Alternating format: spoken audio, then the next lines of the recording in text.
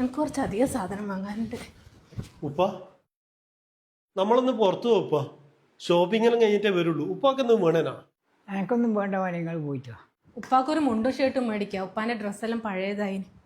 വേണ്ട മോളെ, ഇത് പഴയതാണെങ്കിൽ കുറച്ചാലും കൂടി ഇടാം. ശരി ഉപ്പ, എന്നാൽ നമ്മൾ പോയിട്ട് വരാം. വായിക്കാൻ ബുക്ക് വേണമെന്ന് പറയുന്നുണ്ടായിരുന്നല്ലോ ഉപ്പ. വേറെ എന്തെങ്കിലും വേണോ? തിന്നാനോ കുടിക്കാനോ എന്തെങ്കിലും? ഞാൻ മേടിച്ചിട്ട് വരേ. നീ ഇത്ര ചോദിച്ചല്ലേ, എന്നാൽ ഞാൻ എനിക്കൊരു ലിസ്റ്റ് തരാം. ഒന്നും വേണ്ടെന്ന് പറഞ്ഞിട്ട് ഇത്ര വലിയ ലിസ്റ്റ് തന്നെയല്ലേ നിങ്ങൾ ഉപ്പ? അതിലൊന്ന് എഴുതി നോക്കിയാ ലിസ്റ്റിംഗ് നോക്കട്ടെ. നീ എന്തിനാ ഇങ്ങനെ മൂഡ് ഓഫ് ആക്കുന്നത്? ഇപ്പൊ നമുക്ക് പോവാം, അങ്ങ് നോക്കാം.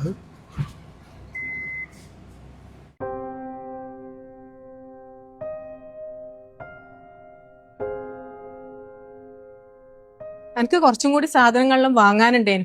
കൊറേ സാധനം കണ്ട നിങ്ങൾ ഉപ്പ ഇങ്ങനെ നോക്കുക. അതാ. അയ്യോ, ഉപ്പാന്റെ കാര്യം പറഞ്ഞാലേ ഓർമ്മയുള്ളൂ. ഉപ്പാന്റെ സാധനം നമ്മൾ മേടിച്ചില്ലല്ലോ.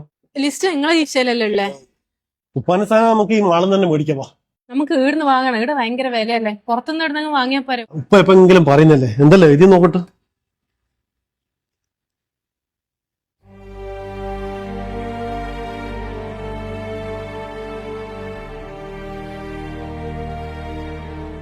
മോനെ, എനിക്കൊരു സാധനവും വേണ്ട. എനിക്ക് വേണ്ടതെല്ലാം നീ വാങ്ങി തന്നിട്ടുണ്ട്. പക്ഷേ എനിക്ക് നിന്റെ കുറച്ച് സമയം വേണമായിരുന്നു. നിന്റെ കല്യാണത്തിന് മുമ്പേ നീ എന്നെ ശ്രദ്ധിക്കാറുണ്ടായിരുന്നു. കല്യാണത്തിന് ശേഷം അത് നിന്നു.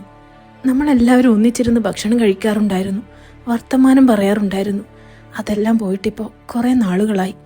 നിങ്ങൾ എപ്പോഴെങ്കിലും 2-3 ദിവസത്തേക്ക് വരും. വന്നത് മുതൽ നിങ്ങൾ തിരക്കിലായിരിക്കും. എനിക്ക് സുഖമില്ലാതെ ഹോസ്പിറ്റലിൽ അഡ്മിറ്റ് ആയപ്പോൾ കൂട്ടിനായി നീ ഒരു നഴ്സിനെ ഏർപ്പാടാക്കി തന്നു. നീ വന്നില്ല. ചെറുപ്പത്തിൽ നിന്റെ ഹീറോ ആയിരുന്നു ഞാൻ. ഇപ്പം ഞാൻ ആരുമല്ല. എനിക്ക് ഈ മകനെ വേണ്ട, പഴയ മകനെ വേണമായിരുന്നു. കുറച്ച് സമയമെങ്കിലും എനിക്ക് വേണ്ടി. പണ്ട് എനിക്ക് സമയമില്ലെങ്കിലും നിനക്ക് വേണ്ടി ഞാൻ സമയം കണ്ടെത്തിയിരുന്നു. ഇപ്പോൾ എനിക്കിഷ്ടം പോലെ സമയമുണ്ട്. 1 മണിക്കൂറെങ്കിലും എനിക്ക് തരുമോ? അത് മാത്രമേ എനിക്ക് വേണ്ടൂ.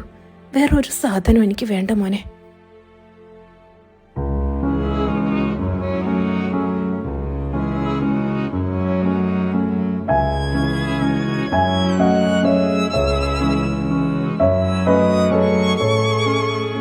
രക്ഷിതാക്കൾ എപ്പോഴും മക്കളെയാ ശ്രദ്ധിക്കേണ്ടെന്ന് ഞാൻ കരുതി. രക്ഷിതാക്കളോട് മക്കൾക്കുള്ള കടമ, ഉത്തരവാദിത്വം അതെല്ലാം ഞാൻ മറന്നുപോയി. ഒന്നും കാര്യമില്ല മോനെ.